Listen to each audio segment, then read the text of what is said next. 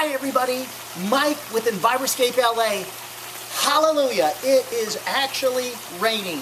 Rain is here, and this is, I live in the Los Angeles area of California, actually Redondo Beach. It is, there's raindrops are falling on my head. Remember the song? Okay, back in the 1970s. Anyway, I'm here because I want to talk to you today about rainwater harvesting and how it actually works.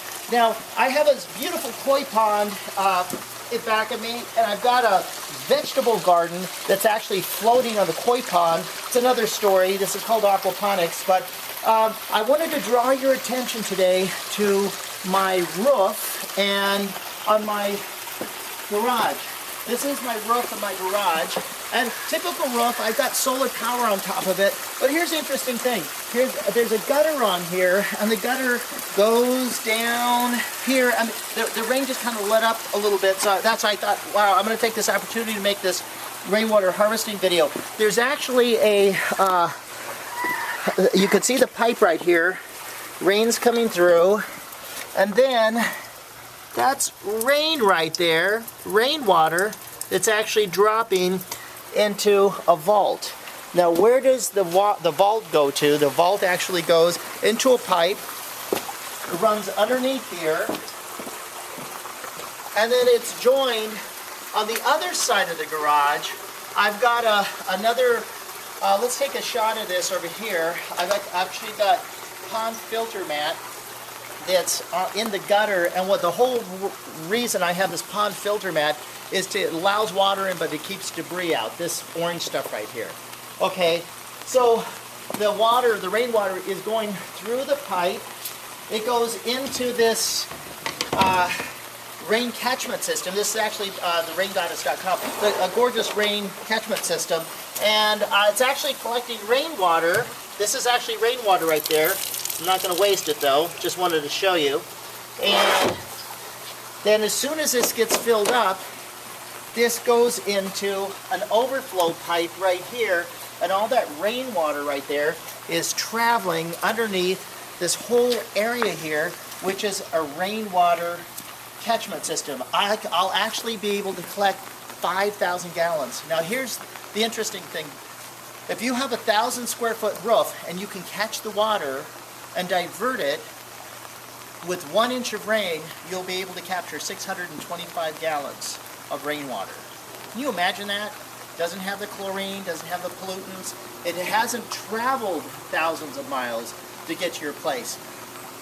Here's an interesting statistic. When you take a shower, one shower, the energy that it takes to heat up that shower, the electricity, the gas, the pumps, and so on, for one shower, it will take the same amount of energy, electricity, to light up a light bulb for 200 hours. I mean, that's huge. That's the amazing cost of energy to us as a society. Rainwater, it's dropping out of the sky. It doesn't get any better than this. Okay, so what I have here is I'm going to show you a little bit about this system. Now that was, I showed you the rainwater that's dropping on the garage. Let's get a shot of that white pipe here. This is the water that's coming, out of, off the main house roof. And you can see this here, it's a pretty good amount of water. Like I said, just stopped raining temporarily, so making this video. But all this is dropping, and it's being saved. And come around here, this actually shows you there's a sprinkler valve that actually, when I wanted to, it actually pull water out of the system. There's the pump, here's the brain to the pump, and here's the drip irrigation that actually goes into drip irrigation. There's the valve for the drip irrigation, and there's a filter right there, another filter. So this pulls rainwater out of the cistern, and so let me go ahead and show you what the cistern looks like. Or actually, let me show you this right here. This used to be a swimming pool, and realizing that I only live a mile away from the beach, why do I need a swimming pool in my backyard? So I went ahead and decided if I need to swim, I'll go to the ocean or go to one of the local pools. And I filled this in with tanks, and it's now the equivalent. It will hold the equivalent of 5,000 gallons of rainwater when it rains. So I'm so excited because I'm finally being able to use this thing. Now, I tied in a waterfall pump to turn the water every so often. So when I have it on, this actually has a Pondless Waterfall. That's how we get rid of the stinky water. It aerates the water. So from time to time I turn this on. Actually, let me turn it on right now.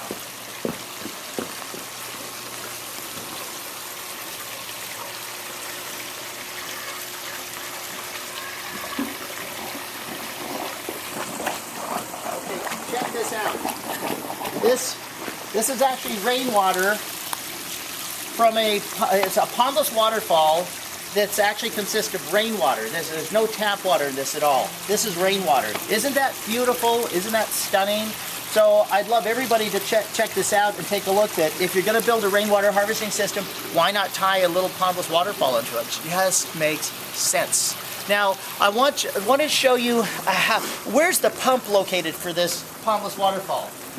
If I ever need to service that, because all this is it's not concreted in, but it's sort of kind of concreted in. It has be a lot of work to get into the tank.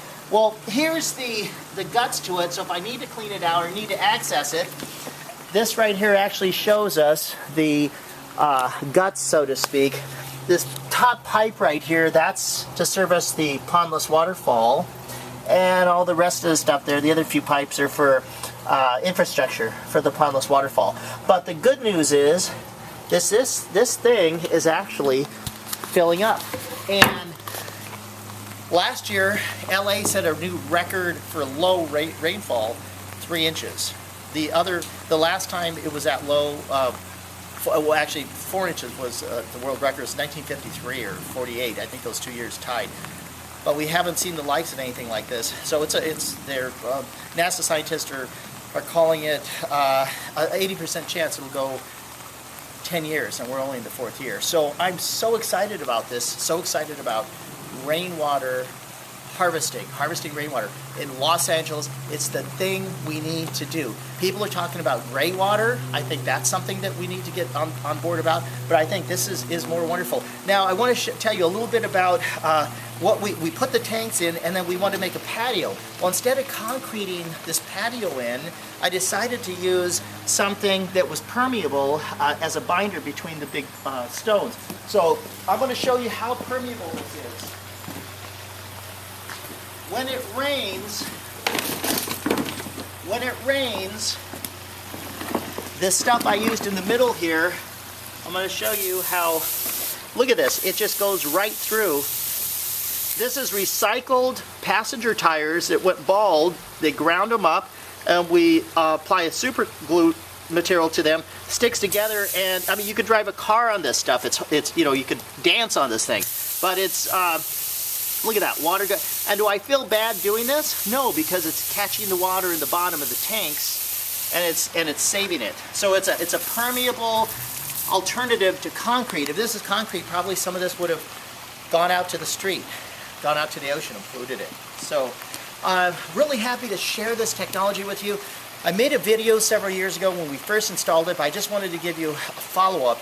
This stuff works. Sustainability is here to stay in Los Angeles. When it does rain, we need to catch the water. That, as a society, that's the only way that we're going to be able to survive as a society. And if you're wondering about the little bushes here, let me get a little promo in. These are called dwarf avocados. One of the problems with avocado trees is that they grow really big, and you try to climb up there 2 or 3 stories, and you fall, you break your neck, end of life. So these actually only grow about this tall, about that fat, big, giant, full-size avocados, that nice taste, creamy. They're called little cados, and so I'm going to figure out somewhere in the yard where I can, I've got it pretty packed now, where I can use them as a hedge. I'll have an avocado hedge, be able to pick them. I've got to figure that out somewhere. But in the meantime, I just wanted to share this with you. Rainwater harvesting, it rocks, especially in Los Angeles. Read an article recently about beer and wine are going to start getting affected, where they grow the appropriate plants, grapes and so on. they're not getting the water. So it's affecting our quality of life. I mean, when beer and grapes are affected, I mean, beer and wine, that's big news. So anyway, just wanted to share this with you. If you have any questions, contact me. Website is www.enviroscapela.com. Love life, live with passion. When you think sustainability, think Enviroscape LA.